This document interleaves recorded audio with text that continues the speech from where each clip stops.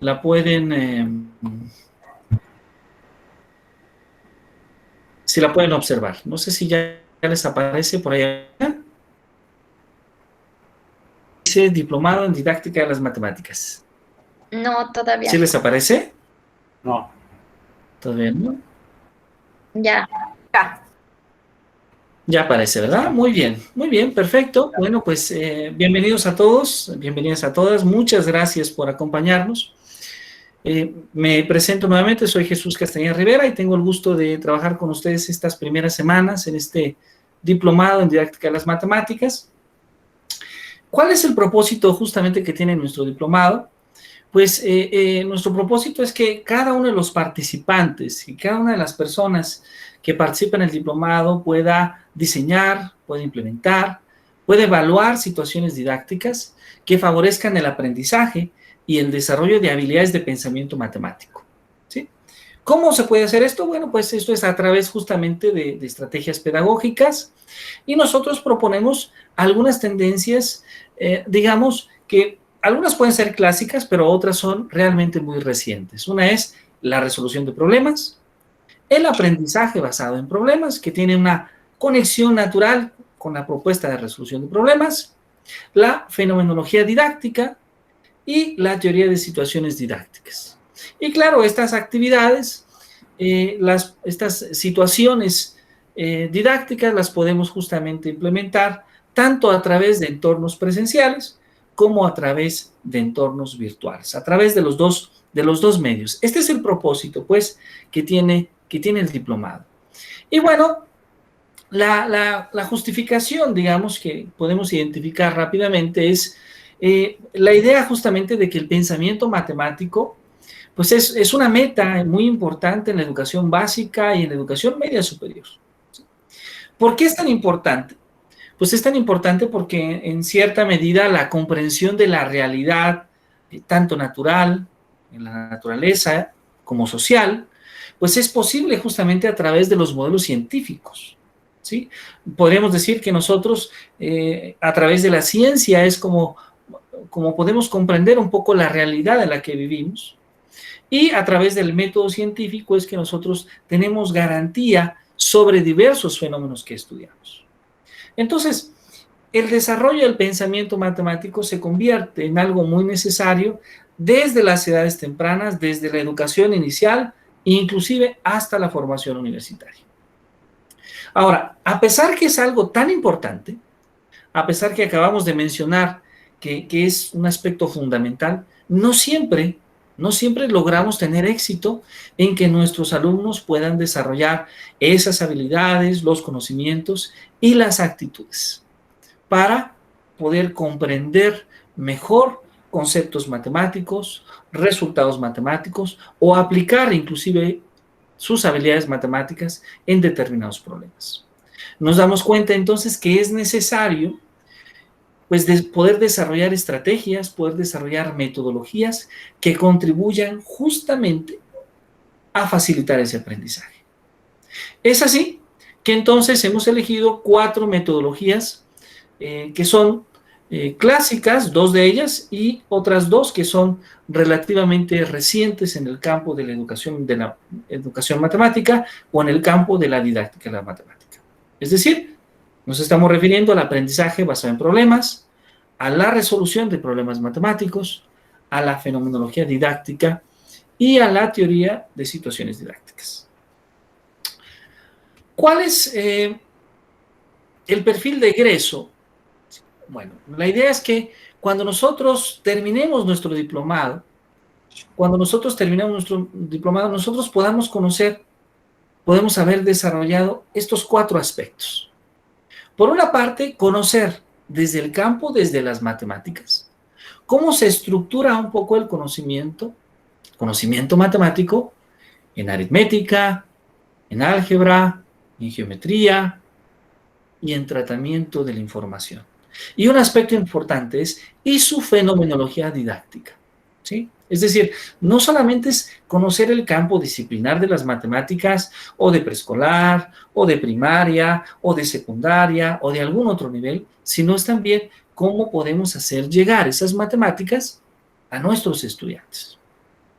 Segundo, diseñar, implementar y poder evaluar estrategias metodológicas que nos permitan incorporar el aprendizaje basado en problemas y la teoría de situaciones didácticas a nuestra práctica docente. ¿Sí? Tercero, conocer y aplicar recursos didácticos que nos permitan mejorar la motivación de nuestros alumnos hacia el aprendizaje. Este es uno de los aspectos más importantes, porque ciertamente en nuestro país, y de hecho un poco en América Latina, tenemos malas experiencias cuando hablamos de nuestros aprendizajes de las matemáticas.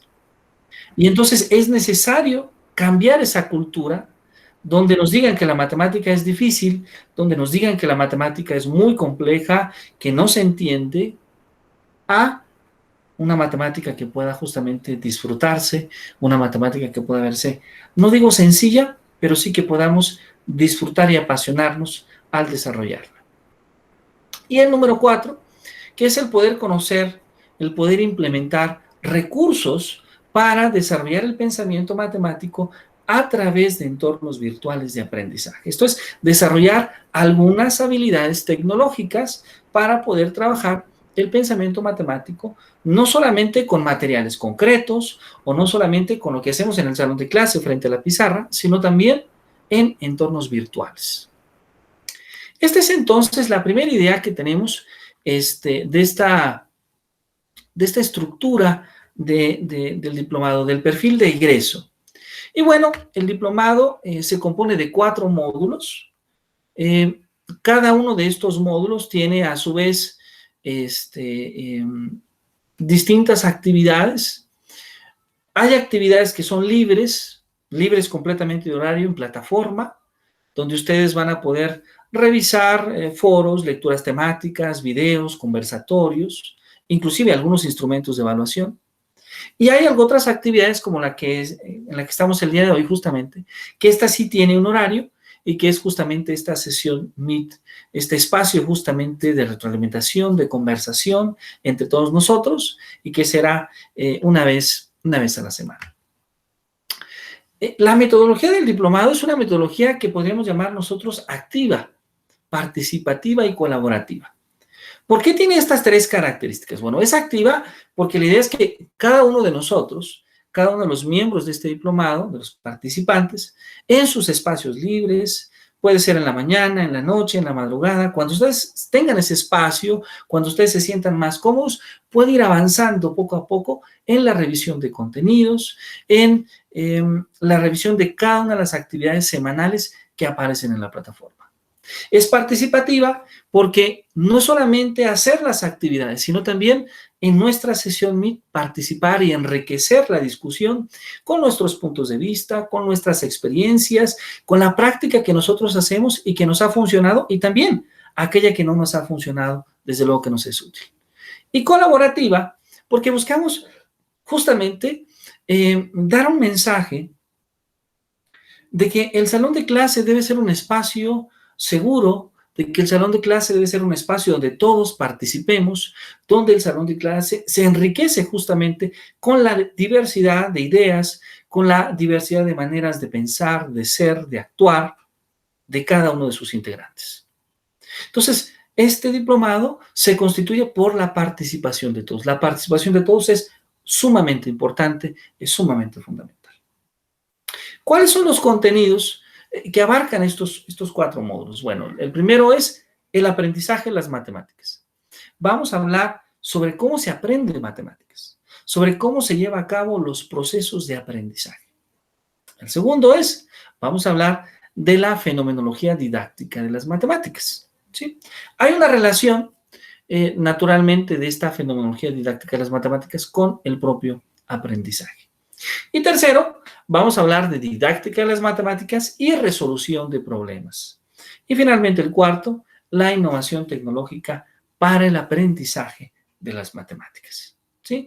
Estos son entonces los 4 contenidos. Cada uno de estos contenidos se compone de un trabajo aproximado de 3 semanas. Es decir, vamos a trabajar 3 semanas en el aprendizaje de las matemáticas, otras 3 semanas en fenomenología, otras 3 semanas en didáctica y finalmente otras 3 semanas en innovación tecnológica para el aprendizaje. Parece ser que alguien más desea integrarse con nosotros. Ya está, parece que ya está. Aquí está.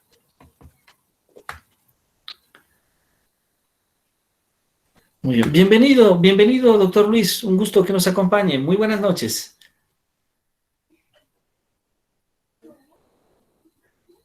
Muy bien. Entonces, estos son justamente los 4 módulos de los que consta este diplomado. Vamos a hablar nuevamente, comento, sobre el aprendizaje de las matemáticas, sobre la fenomenología didáctica de las matemáticas, sobre la resolución de problemas y también sobre la innovación tecnológica para el aprendizaje de las matemáticas. Muy bien.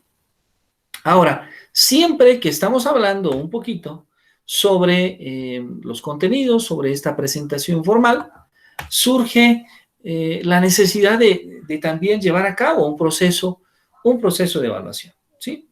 Este proceso de evaluación que en realidad, bueno, lo vamos a tener en 3 momentos. Primero vamos a tener una evaluación diagnóstica que estará disponible la próxima semana para conocer un poquito algunas perspectivas que ustedes tienen sobre el pensamiento matemático, para conocer un poquito sobre su formación en el campo de las matemáticas, sus experiencias en el campo de las matemáticas.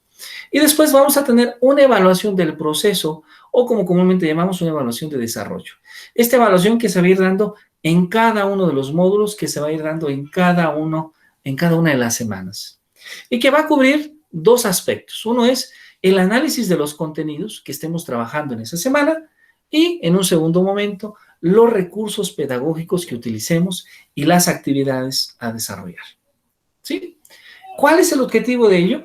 Pues el principal objetivo es el poder hacer siempre una reflexión sobre la práctica docente que tenemos con nuestros alumnos y sobre cómo podemos contextualizar estos tópicos que vemos en el diplomado, estas teorías que vemos en el diplomado, estas estrategias que el diplomado nos da para llevarlas hasta nuestro entorno escolar, ¿sí? Porque lo que buscamos finalmente es que estas estrategias puedan ser útiles para favorecer el aprendizaje de nuestros alumnos. Y finalmente tenemos una evaluación que llamamos evaluación final, y esta evaluación final que va a consistir en profundizar algunas de las temáticas en el seminario, de poderlas incorporar en nuestra práctica docente. Esta evaluación final, que en realidad en lo que consiste es en una propuesta de situación didáctica que pueda involucrar el conocimiento y la implementación de las prácticas docentes de acuerdo a las temáticas que vamos desarrollando en el diplomado.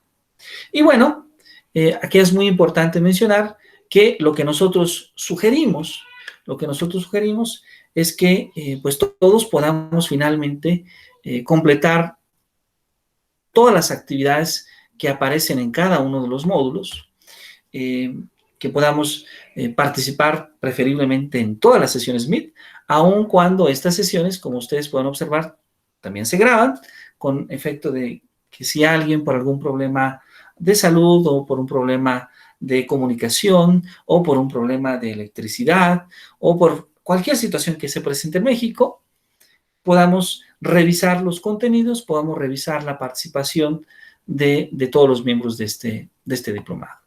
Muy bien, no sé si hasta este punto alguien tenga alguna duda. ¿Ninguna duda? Vamos muy bien. Perfecto, muy bien. Bueno, entonces, si me autorizan, nada más, permítame, nos falta una persona de que se presente, que es el maestro Luis. El maestro Luis, bienvenido, bienvenido, un placer que nos acompañe. Hace un momento iniciamos con una presentación que consistía en dar nuestro nombre, y la actividad que desarrollamos profesionalmente y adicionalmente la razón que nos motivó justamente para participar en este diplomado. Por favor, profesor Luis, si es tan amable. Claro, muchas gracias. Bueno, mi nombre completo es Luis Alberto Canela Morales. Yo estudié filosofía, ¿no? Pero mi interés se inclinó siempre hacia la filosofía de las matemáticas y me enteré de este diplomado desde que empezó, pero lamentablemente, porque yo estoy en Jalapa, no pude tomarlo porque era presencial.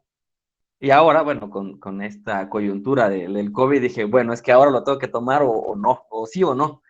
Entonces, o sí, mejor dicho, ¿no? Y entonces el interés de trabajar en esto de didáctica de las matemáticas es que yo creo que fortalecería mucho, por un lado, el ámbito de la didáctica en general y por otro lado, pero muy específico, pues justamente esto, ¿no? De la enseñanza y aprendizaje de aquellos contenidos a nivel epistémico, epistemológico de lo que son las matemáticas.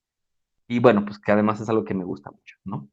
Actualmente trabajo en el Colegio de Veracruz, doy clases a nivel de licenciatura, de vez en cuando en posgrado, y me parece que hay el interés de abrir en algún momento por acá algún diplomado en enseñanza de las matemáticas. Entonces quiero estar como listo por si algún día me llaman, pues ya colaborar con ellos, ¿no? Excelente, pues un placer que nos Muchas acompañe. gracias, Muchas muchas gracias. gracias por este interés. Y bueno, debo comentar que este diplomado, pues bueno, ciertamente se ha impartido ya desde hace varios años. Ya hemos tenido muchos estudiantes que se han graduado en diferentes partes del país. Hace todavía un año y medio, todavía era un diplomado mucho más local, todavía se impartía de manera presencial, principalmente para las personas que viven en la ciudad de Morelia o que viajaban de otras ciudades a Morelia. Y bueno, ahora tenemos la oportunidad de que se lleve a cabo en línea y esto nos ha dado la gran oportunidad de poder conocer estudiantes de diferentes partes de la República. Así que bueno, nos complace mucho que todos ustedes nos acompañen.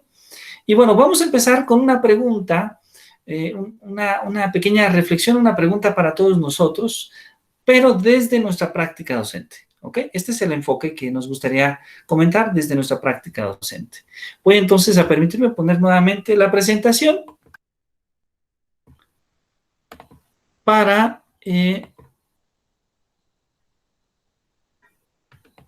hablar justamente de esta pregunta, sobre todo desde nuestra práctica docente.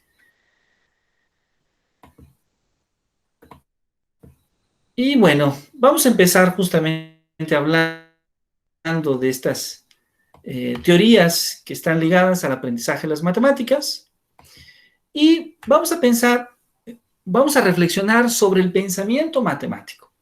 Vamos a tomar como referencia no necesariamente autores, si alguien conoce algunos autores es adecuado, desde luego, pero si no, vamos a pensar principalmente desde nuestra experiencia, es decir, ¿qué es lo que entendemos por pensamiento matemático? ¿Sí? Tomando como referencia nuestra experiencia docente, nuestras propias anécdotas como docentes o inclusive como alumnos, desde luego, qué hemos escuchado, qué es el aprendizaje y qué relación tiene el aprendizaje con la enseñanza. Y bueno, finalmente, qué características tiene este conocimiento matemático. ¿Sí? Muy bien, vamos a iniciar con esta actividad y vamos a dar un tiempo, si nos permiten, de unos 5 minutos para que todos en casa podamos tomar una pequeña parte de papel, nuestro cuaderno, y justamente ahí escribir, tratar de responder estas preguntas desde nuestra práctica docente o inclusive, como he comentado, desde nuestra práctica como alumno. Adelante, por favor.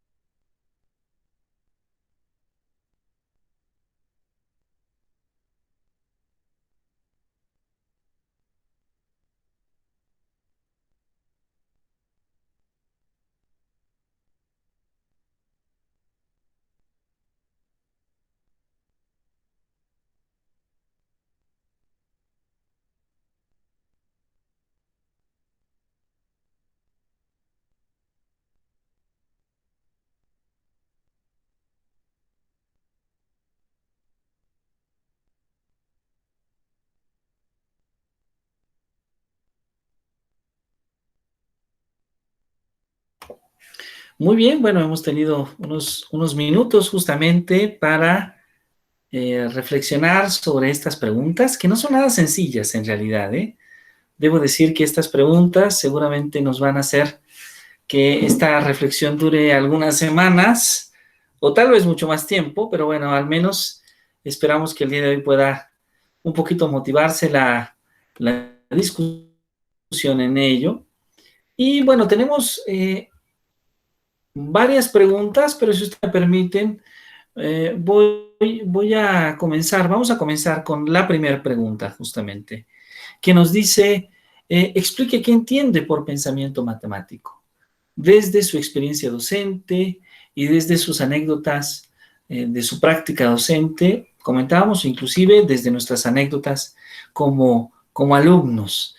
¿A quién le gustaría participar un poquito y decirnos qué entiende por pensamiento matemático? Pueden levantar su mano, desde luego. Jaime, claro que sí, por favor, Jaime, adelante. Un gusto escucharte. Hola, buenas tardes. Pues bueno, para mí el pensamiento matemático, yo creo que es un análisis muy hábil para la manera de pensar o trabajar, haciendo también reflexión en el ámbito matemático, en donde también podemos involucrar el razonamiento lógico. Bueno, esa es como mi idea, ¿no? Del pensamiento matemático. Muy bien, perfecto. Entonces, al hablar desde esta perspectiva de pensamiento matemático, Jaime nos dice que hay una relación natural para usted con el pensamiento lógico, ¿verdad? Muy bien, muy bien. Esta es Razonamiento lógico. una parte muy interesante. Perfecto. Muy bien. Nos ha levantado también la mano Edwin. Por favor, Edwin, si es tan amable, adelante, por favor. Sí, para mí el pensamiento matemático es más como el conjunto de habilidades que permite a una persona revivir una experiencia respecto de una situación matemática en específico. O sea, que se refiere a la capacidad del sujeto para pensar una situación en términos matemáticos, no importa qué situación sea, pero en términos matemáticos, independientemente de que la misma situación lo demande o no. Es lo que yo concibo como pensamiento matemático. Muchísimas gracias. Es decir, a ver si entiendo bien, Edwin, para ti sería como una forma de pensar ante una determinada situación, ¿verdad? Sí, así es una forma de pensar ante una situación determinada. Perfecto, muy bien. Es decir, que podríamos hablar tal vez bajo esta perspectiva, relacionar. Ya Jaime lo hizo muy bien, nos habló de este día del razonamiento en relación al pensamiento matemático y ahora Edwin nos habla entonces tal vez de una habilidad de pensamiento, ¿verdad? Que se puede aplicar en diferentes contextos. Muchísimas gracias. Y adicionalmente tenemos más personas interesadas en participar. Hace un momento alguien más había levantado la mano. Permítame un momentito, si es que no quiero equivocarme de nombre. Ah, sí, era Delia, si no estoy equivocado. Sí, ¿verdad, Delia? Muy buenas noches, Delia. Pues ya lo mencionó usted, maestro. Más que nada el pensamiento matemático es una forma de razonar para hallar solución a los problemas que acontecen, pero no solamente problemas planteados como en el ámbito académico, sino también en la vida cotidiana, en la vida real. Un ejercicio sencillo en la escuela que las matemáticas están en todos lados, entonces lo podemos aplicar a los niños de preescolar para sacarlos de esto.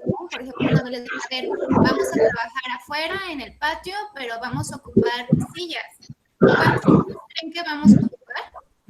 Y ahí los niños, bueno, cabe destacar que tenía niños de 3 y 4 años, entonces pues ellos ya se vieron en la necesidad de ver cuántas sillas eran las que íbamos a ocupar, porque al principio no sabían qué hacer. Por ejemplo, me decían X número. Y a ver, ok, por ejemplo, si me dijeron el número 3, ¿qué sillas todos tengamos una para sentarnos? No, pues que no. Entonces, ¿qué debemos de hacer? Entonces ellos ya se dieron a la tarea de buscar la forma de de darle solución a la situación y pues tomaron la decisión de que van a contar cuántos niños eran los que habían en el aula para así determinar la cantidad de sillas que iban a ocupar y poder trabajar afuera. Entonces, pues es una forma de razonar. Una manera de razonar, ¿no? Entonces, tu conclusión es un poquito semejante a la que Jaime había presentado, de manera que ligan la idea justamente de pensamiento matemático a el proceso de razonar, ¿verdad? El proceso de razonamiento. Y por otro lado también tenemos una habilidad de pensamiento, una manera de pensar que nos dijo de manera muy interesante Edwin. Muchísimas gracias, Delia. Vamos a escuchar a Flor y a Daniela, que también han levantado la mano. Por favor, Flor, adelante. Bueno, pues yo visualicé en el pensamiento matemático al hemisferio izquierdo, ¿verdad? El hemisferio izquierdo de nuestro cerebro tiene que ver con el análisis, tiene que ver con el razonamiento lógico, tiene que ver también con la resolución de problemas. Entonces, sí, tenemos dos hemisferios, uno se encarga más de lo emocional y el otro más del análisis. Exactamente, muchas gracias, muy interesante. Ya Flor nos está hablando entonces no solamente en términos, digamos, de habilidad, de razonamiento, sino que también cuando hablamos de matemáticas, debo decirlo, hay personas, por ejemplo, que estudian neurología, que han hecho estudios sobre cómo se lleva a cabo los procesos cognitivos cuando creemos que las personas aprenden matemáticas, ¿verdad? Eso es un tema bastante interesante, sumamente interesante. Daniela, por favor, si eres tan amable, adelante. Bueno, pues yo escribí que es un pensamiento abstracto, que el pensamiento matemático es pensar en números, pensar en figuras, en formas, en distancias o en espacios, y que lo construimos con la experiencia y con la interacción con esos objetos o con esos números o con esas figuras y formas.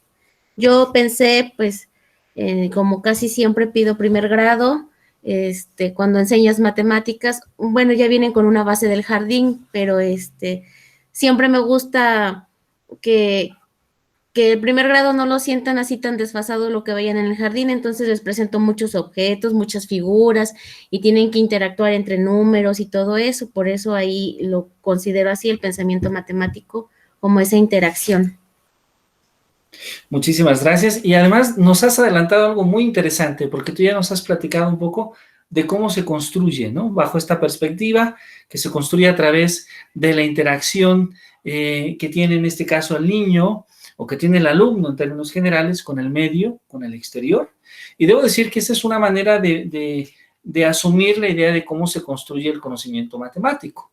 Pero hay otras maneras. De hecho, esta pequeña discusión que estamos abriendo es una discusión que puede ser muy amplia, porque las personas que habitualmente estudian el pensamiento matemático tienen diferentes formaciones. Por una parte están la gente que hace matemáticas, los matemáticos, que buscan reflexionar sobre su propia actividad, pero también están, debo mencionar, los filósofos de las matemáticas, que también se cuestionan sobre esta actividad y a veces tienen una perspectiva diferente a la del matemático. También está el pedagogo, el didacta de las matemáticas, o el educador de las matemáticas, por decirlo de otra forma, que también tiene otra perspectiva, a veces distinta, debo decirlo, porque son intereses distintos en cierto grado sobre las matemáticas. Y finalmente también está el profesor o la profesora de matemáticas, que puede también tener una perspectiva ligeramente diferente, ¿no? Entre otros, ¿no? Entonces, muchas personas se interesan sobre el desarrollo de habilidades de pensamiento matemático, muchas personas se interesan sobre el conocimiento matemático, pero puede haber diferentes perspectivas. En este diplomado, como es un diplomado que tiene como principal objetivo ver la parte educativa, aun cuando discutiremos de manera muy breve algunos autores de otros campos, en realidad, debo de ser muy honesto, que nos vamos a ir casi por una línea, que es justamente esta línea educativa, y vamos a evitar ciertos conflictos, cierto tipo de análisis que aparecen en otras áreas del conocimiento y que desde luego son muy interesantes, pero nosotros vamos enfocados un poco a la parte de la didáctica de las matemáticas.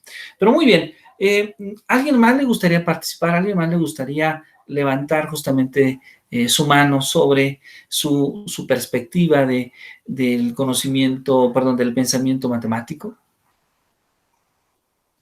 Desde su experiencia como profesores, desde su experiencia como alumnos.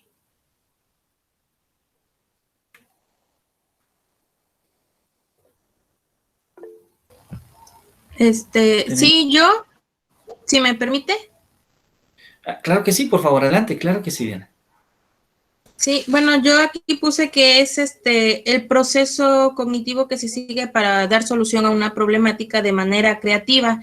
Ello porque, bueno, nosotros vemos que siempre hay que partir de los conocimientos que ya poseen los alumnos, no vienen vacíos, sino que vienen con un ya conocimiento informal y nosotros debemos buscar que ese conocimiento informal se transforme a uno formal, que a partir de lo que ellos harían,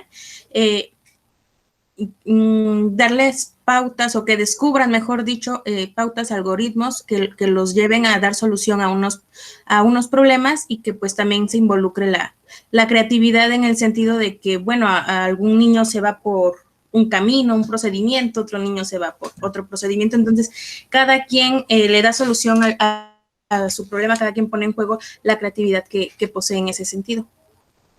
Muchas gracias, Diana. Tú has complejizado aún más nuestro problema, porque ya no solamente estamos hablando del razonamiento, de las habilidades de pensamiento, de que el conocimiento se construye con la interacción del medio.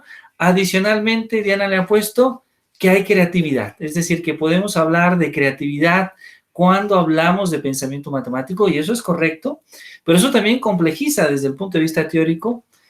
Lo vamos a ver más adelante, porque en esencia, en este módulo vamos a tratar no de llegar a una conclusión, porque en realidad no es simple llegar a una conclusión, pero sí al menos a ver varias perspectivas de cómo podemos entender la noción de aprendizaje de las matemáticas y cómo podemos entenderla desde distintas maneras.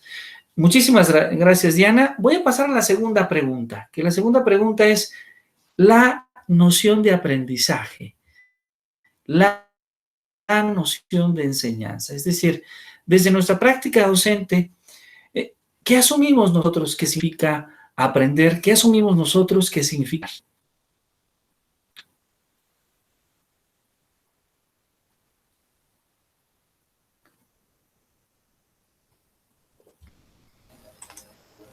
Estoy viendo que Jessie está...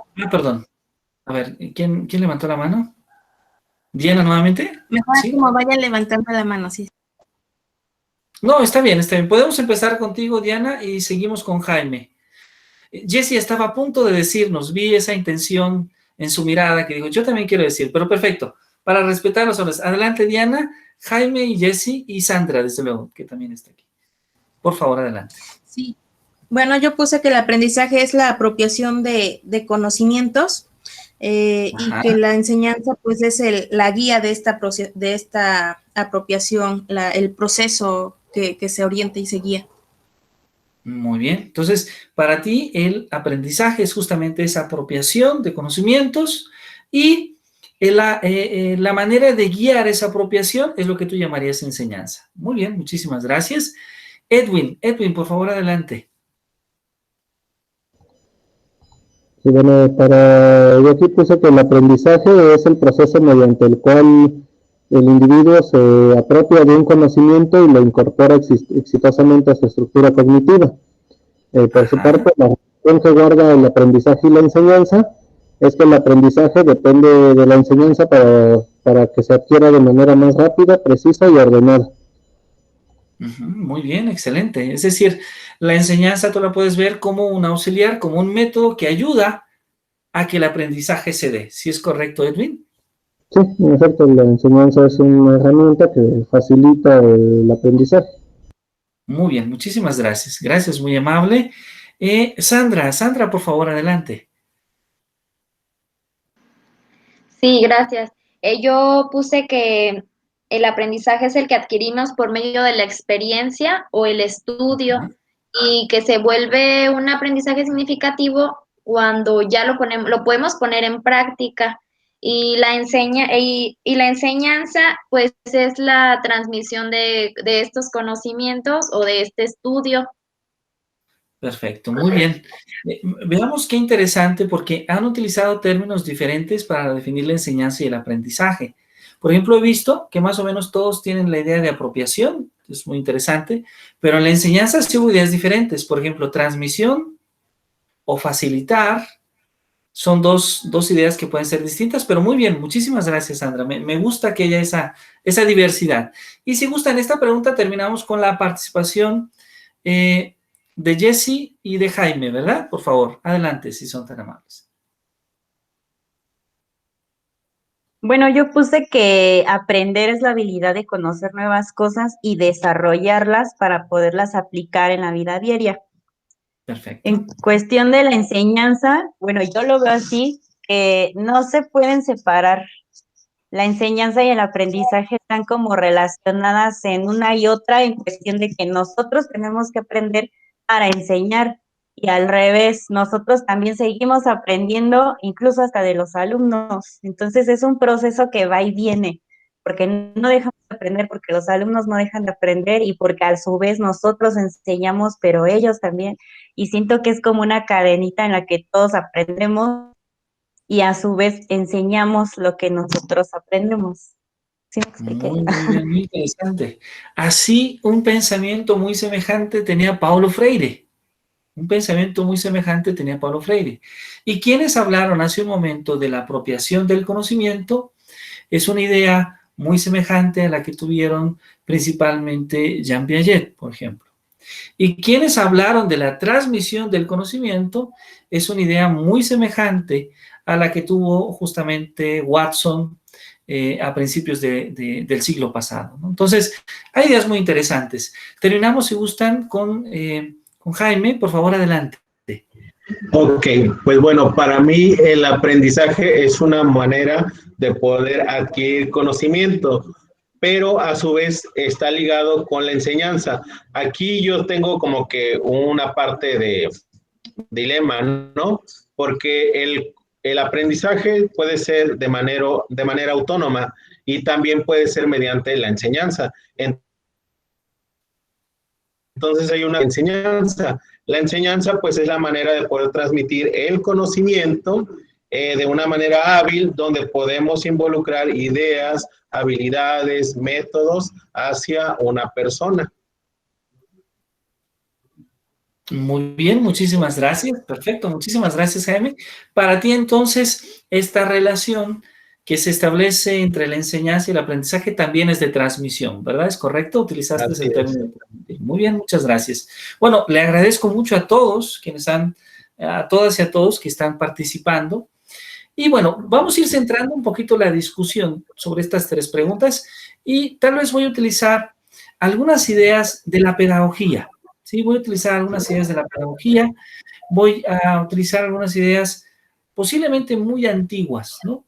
Y posiblemente muy antiguas porque en la pedagogía uno de los métodos que conocemos más antiguos, pero al mismo tiempo vigentes, es el de Sócrates, ¿sí? Sócrates, que a través de esta idea genial, diría yo, de hacer preguntas a las personas, pues las personas podemos un poco ir construyendo nuestro conocimiento.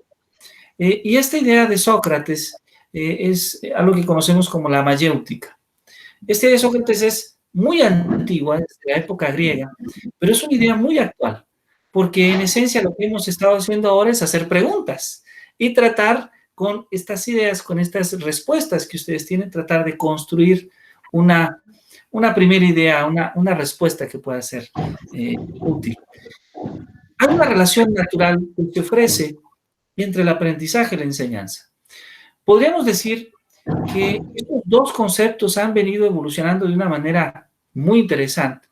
Si buscamos textos, por ejemplo, de pedagogía de los años 70 hacia atrás, vamos a ver un énfasis muy importante en el concepto de enseñanza.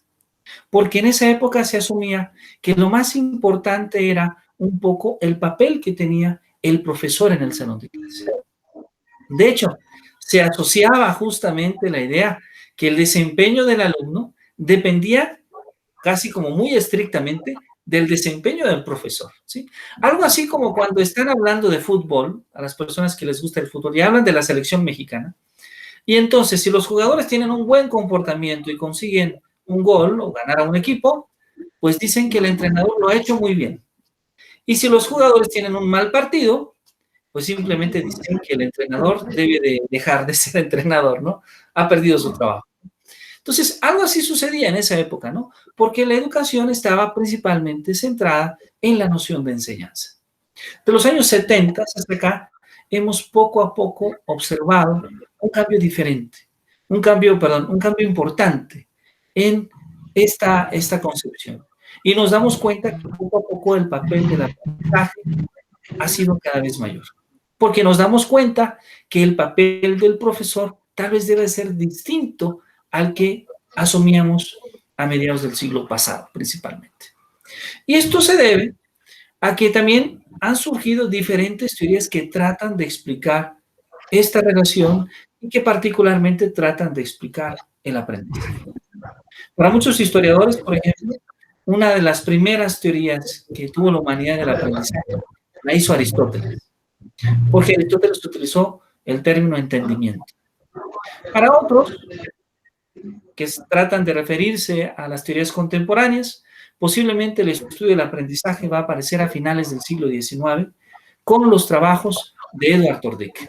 ¿Sí? Edward Tordick, un psicólogo estadounidense, que va a ser uno de los primeros que va a sentar las bases de la psicología educativa. Y después del trabajo de Tordick, va a haber una pequeña revolución porque va a haber muchas personas interesadas en estudiar el aprendizaje. Podríamos decir que finales del siglo XIX, casi hasta mediados del siglo XX, hubo un conjunto de teorías que vamos a llamar las teorías conductistas, en el campo de la pedagogía o de la educación, que tuvieron una gran influencia de cómo definir el papel del aprendizaje, pero también de cómo definir el papel de la enseñanza. Inclusive de decir cuál es la labor que tiene el alumno y cuál es la labor que tiene el maestro. Para los conductistas, que debo decir que toda esta corriente de teorías es muy amplia. Debo de empezar diciendo esto. Es decir, hay muchas teorías conductistas, porque a veces cuando hablamos de conductismo, creo que pecamos de generalizar demasiado, ¿sí? Hay muchas teorías, hay muchos autores y cada uno tiene ciertos refinamientos. Pero en términos, digamos, muy generales, ellos asumen el aprendizaje como un cambio en la conducta, como un cambio en la conducta observada. El problema de este cambio es que quien evalúa que ese cambio se dé de manera esperada es el profesor. Entonces, ¿qué ocurre? Si Jaime le pide a sus alumnos que hagan una operación matemática, que tengan un comportamiento en el salón de clase adecuado, que entreguen sus tareas en tal día, de tal forma, de tal color, etc., y sus alumnos lo hacen, pues entonces Jaime dirá que tiene buenos alumnos. No necesariamente porque aprendan mejor o más, sino porque siguen sus instrucciones al pie de la letra, porque siguen las lecciones que Jaime da. Y hace muchos años, posiblemente aún hoy en día, eso significaba aprender, observar ese cambio en la conducta de la persona en base a determinados estímulos. De finales de los años 30 hasta los años 60 empiezan cambios muy fuertes en la educación, no promovidos por la educación, debo decirlo. No es que la pedagogía haya cambiado demasiado. Lo que cambió fue un poco el mundo. Tuvimos una Segunda Guerra Mundial, empezamos a tener avances tecnológicos, empezaron a surgir una serie de movimientos sobre la libertad, sobre el humanismo, sobre la filosofía, sobre la psicología, la teoría de la información. Las propias matemáticas empezaron a cambiar. Entonces, eso inspiró a que hubiese personas que se empezaran a cuestionar sobre esta manera de entender el aprendizaje. Y así es como van a surgir las teorías cognitivistas o cognitivas del aprendizaje, que es el segundo gran bloque de teorías. De hecho, ya en estas teorías podemos leer a autores muy famosos como Jean Piaget, ¿sí? Como Hans Freudenthal, que vamos a leer en este diplomado. Sin embargo, estas teorías tuvieron fue como un paso nada más, porque algunas de ellas empezaron a convertirse en otro grupo de teorías. Llegaron a conclusiones que las llevaron a pensar justamente una idea que ustedes han comentado, que el aprendizaje es una construcción particular. Es decir, que las personas nos apropiamos de aquello que aprendemos, pero cuando nos apropiamos ya es de nosotros. Es decir, nosotros construimos lo que aprendemos. Y esta tercera perspectiva, pues en realidad es muy diferente a las dos anteriores. ¿Sí? Es bastante diferente a las dos anteriores. Esta tercera perspectiva le vamos a llamar las teorías de la reconstrucción, o como comúnmente muchas personas llaman constructivismo. Y hay muchas teorías de la reconstrucción y hay diferentes tipos de constructivismo, debo decirlo. Bueno, ¿por qué estamos recordando esta parte? Porque cada una de estas corrientes de pensamiento van a involucrar una manera diferente de asumir el aprendizaje, van a involucrar una manera diferente de asumir la enseñanza. Y si hablamos de matemáticas, desde nivel elemental hasta nivel superior, también va a involucrar una manera distinta de asumir que los niños, que los adolescentes, que los adultos aprenden matemáticas. ¿Sí? Es decir, la didáctica de las matemáticas, pues también se ha visto influenciada por estos cambios en las teorías pedagógicas y educativas. ¿Sí? Ha sido consecuencia de los cambios de estas teorías pedagógicas educativas, los cambios justamente que ha vivido la didáctica de las matemáticas. Bien, ahora, en México la didáctica de las matemáticas es muy reciente, ¿sí? No sé si algunas de ustedes, sobre todo quienes imparten educación básica, han escuchado hablar tal vez de Irma Fuenlabrada. ¿Sí han escuchado hablar? Irma Fuenlabrada. Posiblemente quienes imparten educación media superior o superior han escuchado hablar de Ricardo Cantoral, o de Fernando Hit, o de Eugenio Filloy, ¿sí? Bueno, estos personajes de los que me he permitido citar ahora son en realidad los personajes de la didáctica de la matemática o la matemática educativa en México, ¿sí? Y si vemos, son realmente muy recientes, apenas es la primera generación que tenemos. Es decir, todavía no hay muchos didactas o muchos especialistas en el campo de la educación matemática en México que sean muy jóvenes, no los hay tanto. Hace unos cuantos años, nosotros en el CIEM hemos tenido constantemente actividad, sobre todo con la doctora Irma Fuenlabrada, y ella nos ha platicado, dice, hace unos cuantos años apenas, que no se reconocía como matemática educativa la educación en primaria y preescolar. De hecho, muchos de los autores que he citado ahora asumían que la didáctica de las matemáticas empezaba de la secundaria en adelante y que lo otro era tan elemental que pues no había que estudiarlo, ¿no? Es decir, son demasiado pequeños los niños, parece que no es tan importante. Y hoy en día sabemos todo lo opuesto. Hoy en día sabemos que eso que aprenden los niños cuando son muy pequeños es fundamental para fijar una percepción sobre cómo aprender matemáticas de adultos. Y no solamente matemáticas, sino en su vida cotidiana, su educación emocional, por ejemplo. Bueno, ¿qué es lo que nosotros vamos a estudiar? Pues vamos a tratar de estudiar un poquito estas diferentes perspectivas. Estas diferentes perspectivas sin necesariamente llegar a una conclusión, porque no es que exista una metodología, no es que exista una definición de aprendizaje de las matemáticas que pueda ser mejor que otra necesariamente. Hay circunstancias, hay contextos, hay alumnos distintos en cada salón de clase, donde algunas concepciones son más útiles que otras.